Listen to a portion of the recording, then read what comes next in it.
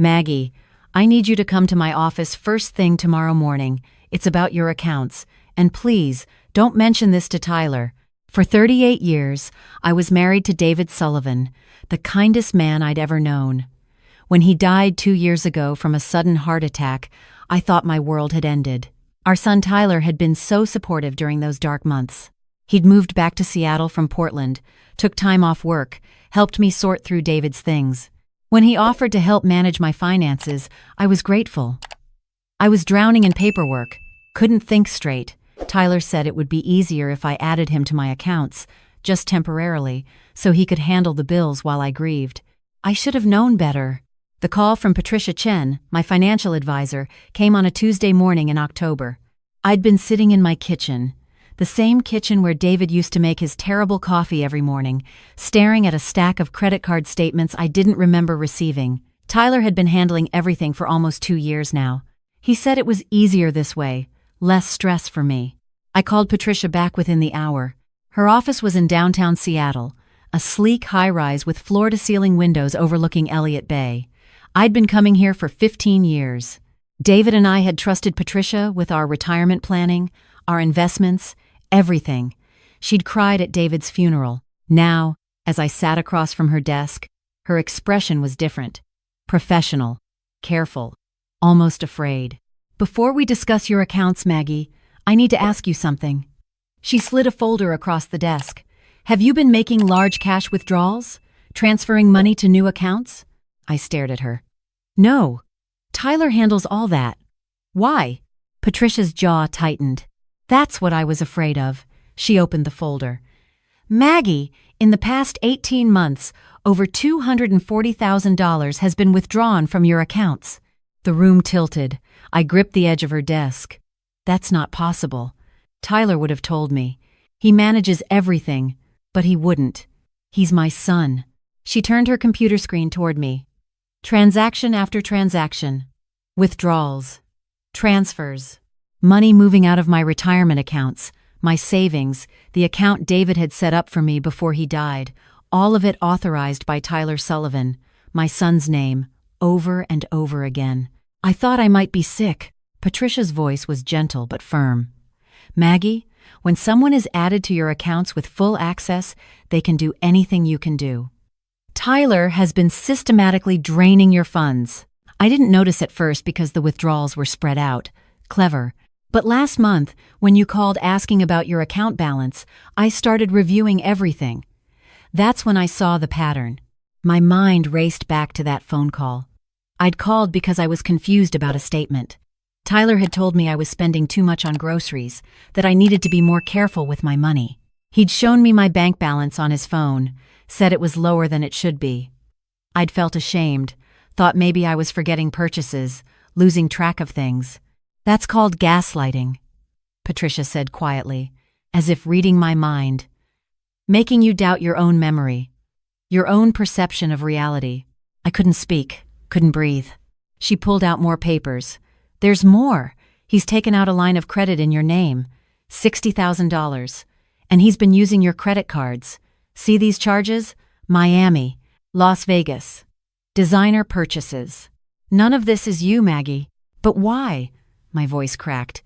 He has a good job. He and Vanessa, they're doing well. They just bought that house in Portland. Patricia's expression darkened. Did they buy it? Or did you buy it? The words hung in the air between us. She pulled up another document. 3 months ago, a wire transfer of $85,000 went to a real estate company in Portland. It was processed as a down payment. Tyler signed the authorization using his access to your account. My hands were shaking so badly I had to clasp them together. He told me they'd gotten a promotion. That Vanessa's parents had helped with the down payment. Patricia shook her head. I'm so sorry, Maggie, but you need to see all of it. She spent the next hour showing me everything. The designer handbag purchases, the lease on a new BMW, expensive dinners, a trip to Europe last summer. Tyler had told me they were going camping. Every memory from the past 2 years reshuffled itself in my mind. Every time Tyler had visited, he'd made comments. You're looking a little confused lately, Mom. Are you sure you paid that electric bill? I found this unopened mail. You really need to be more organized. Maybe we should think about simplifying your life. Downsizing. He'd been preparing me, making me doubt myself, setting the stage for the next phase of whatever this was. I need to go home, I said, standing up too quickly. The room spun. Patricia grabbed my arm. Maggie, wait. We need to talk about next steps. You need to remove him from your accounts immediately. And you should consider pressing charges. Charges. Against my own son. I can't think about this right now. She pressed a card into my hand. This is my attorney. His name is Robert Kim. He specializes in elder financial abuse. Please, call him today. And Maggie? She met my eyes. Don't tell Tyler, you know. Not yet. Not until you've secured your assets and gotten legal advice. I drove home in a daze. Elder financial abuse. The words kept echoing in my head. I wasn't elderly. I was 67, healthy, sharp. I'd been a high school English teacher for 35 years. I'd raised a son, managed a household, balanced budgets. How had I let this happen? Tyler's car was in my driveway when I pulled up. Mom! He called from my porch, all smiles. His wife Vanessa stood beside him, perfectly dressed as always, holding a casserole dish. We brought dinner. Thought we'd surprise you. My stomach clenched. I forced a smile. What a nice surprise. Inside, I watched them move through my house like they owned it. Vanessa set the table using my good china. Tyler opened my fridge, commenting on how empty it was. You're not eating enough, Mom. We worry about you. I sat down heavily. I'm fine, just tired. Vanessa exchanged a look with Tyler. That's what we wanted to talk to you about, actually. She sat across from me, her expression concerned. We think maybe this house is too much for you. All these stairs, the yard work. Tyler and I have been talking, and we think it might be time to consider a senior living community. My blood ran cold. A what? Just somewhere smaller, easier to manage, Tyler said quickly. There's a really nice place near us in Portland. You'd have your own apartment, but there's staff to help with things. Meals provided, activities. You wouldn't have to worry about anything. I wouldn't have to worry about anything because I'd have nothing left. I thought. They'd taken my money. Now they wanted my house. This house has been in our family for 40 years, I said carefully. Your father and I bought it when you were a baby. Exactly, Vanessa said, her voice dripping with false sympathy. So many memories, but sometimes holding on to the past prevents us from embracing the future. And honestly, Maggie, Tyler and I are concerned about your mental state. My mental state. You've been forgetting things, Tyler added. Missing appointments. Last month you called me 3 times asking the same question. I had called him 3 times, because each time he'd given me a different answer about when he was visiting. I'd thought I was going crazy. Now I understood. He'd been creating the confusion deliberately. I'm not selling my house, I said flatly. Vanessa's smile tightened. Of course, it's your decision. We're just worried. Aren't we, honey? Tyler nodded. Maybe you should talk to someone, a therapist, or your doctor. Get evaluated. Get evaluated. Get declared incompetent. Then they could take everything. I stood up. I appreciate your concern, but I'm fine, and I'm actually very tired. I think I need to lie down. After they left, I called Robert Kim. The next 2 weeks were the longest of my life. On Robert's advice, I removed Tyler from all my accounts. I changed my locks. I moved my important documents to a safe deposit box at a different bank, and I gathered evidence.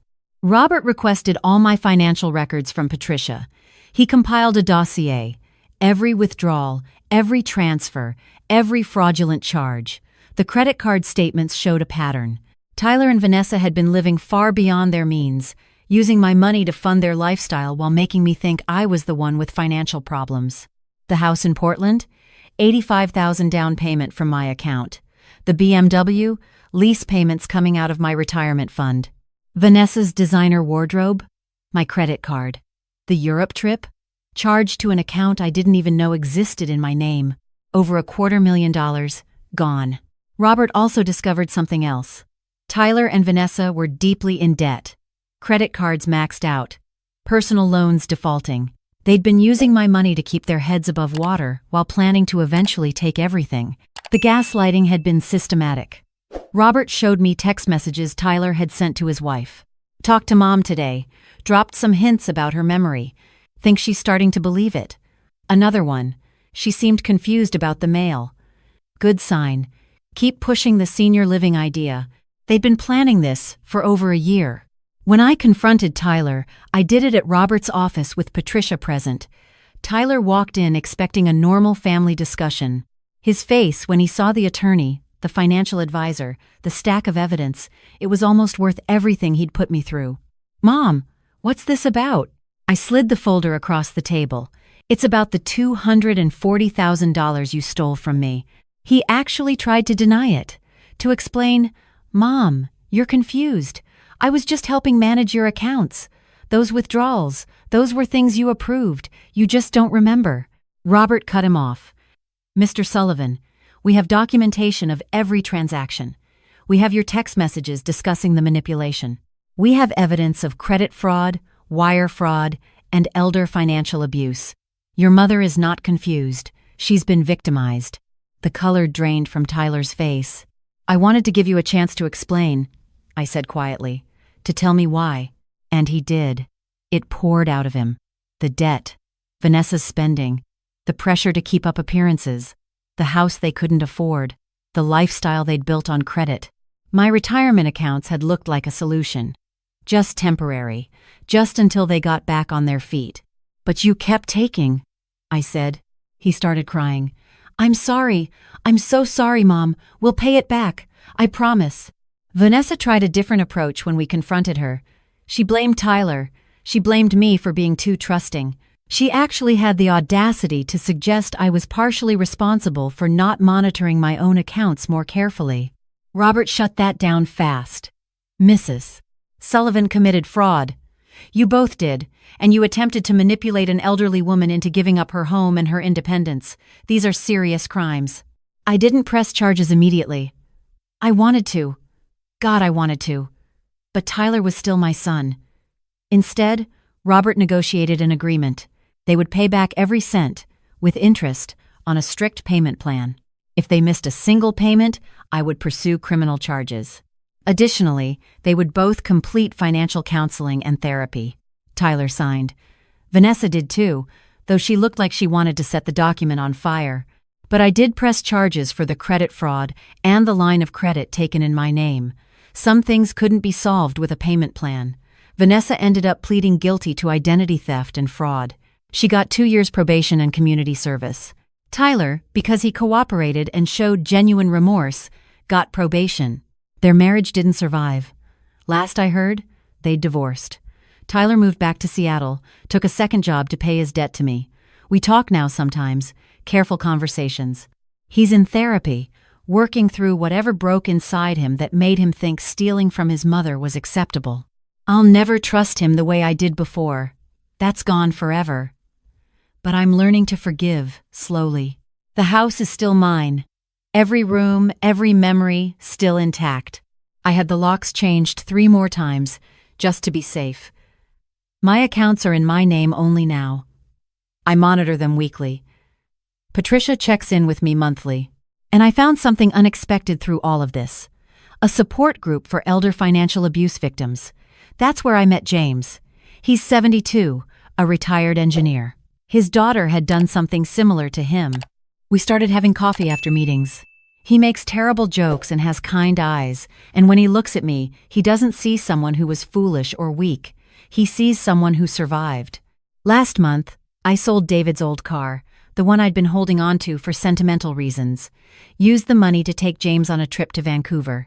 We walked along the seawall, ate good food, talked about everything and nothing. It felt like breathing again.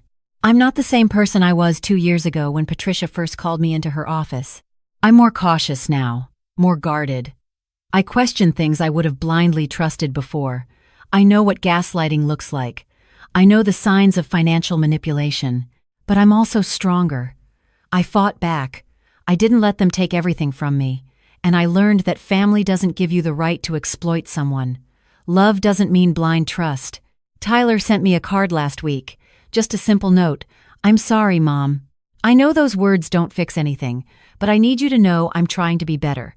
The payment plan is on track. I'm getting help. I put it in a drawer with all the other evidence of the past 2 years. Maybe someday I'll be able to read it without feeling that twist of betrayal in my stomach. Maybe someday we'll rebuild something resembling a mother-son relationship.